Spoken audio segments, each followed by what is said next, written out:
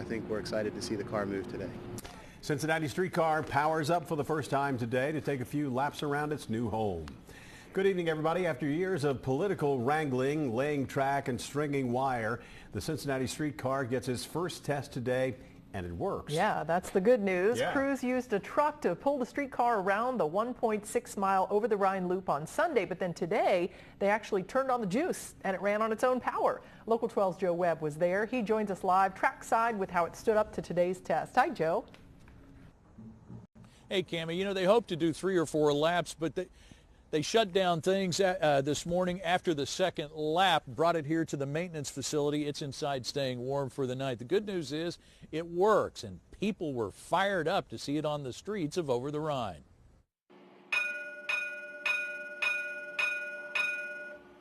It was a slow speed test, but it was a real test as the Cincinnati Streetcar inched its way through Over the Rhine Tuesday morning. Engineers, contractors, and city crews walked alongside the car, checking its contact with the track and the power lines overhead. As it pulled into the station at Elm and Henry, they checked critical tolerances. We moved the car around the route 2 times this morning under its own power, checking the coordination between the overhead contact system and the electrical system and the car, and I think we had some pretty good results. But not perfect. They planned for 3 laps, but during the higher speed test, the car tripped breakers a couple of times. They pulled the streetcar back into the yard to discuss things with a subcontractor. So I think we'll make some adjustments. We'll probably be out again next week. Some things worked very well. Traffic in Over the Rhine adapted to sharing the road with the big new electric car, and it was welcome to the neighborhood. Bob Dombeck came from White Oak to see it. I came down here on foot. I parked my car, and I realized I wasn't going to be able to keep up with this thing, so I thought, okay, I got to find a bike someplace. So he grabbed a red bike.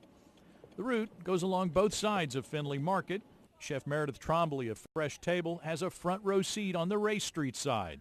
She located at Findlay Market in part because of the streetcar. Yeah, it's nice to see all of the activity out there, and customers are noticing, and they go out and they're taking pictures, and there's a real buzz around it. There's a real buzz.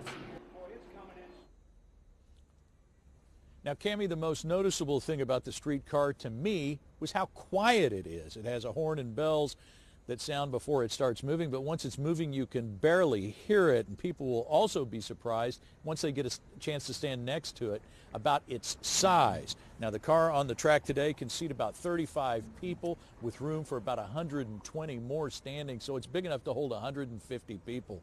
And frankly, it was just really cool to see it going up and down the street after all the stories we've done about the politics, the construction, the this, the that. It's finally here. And it works.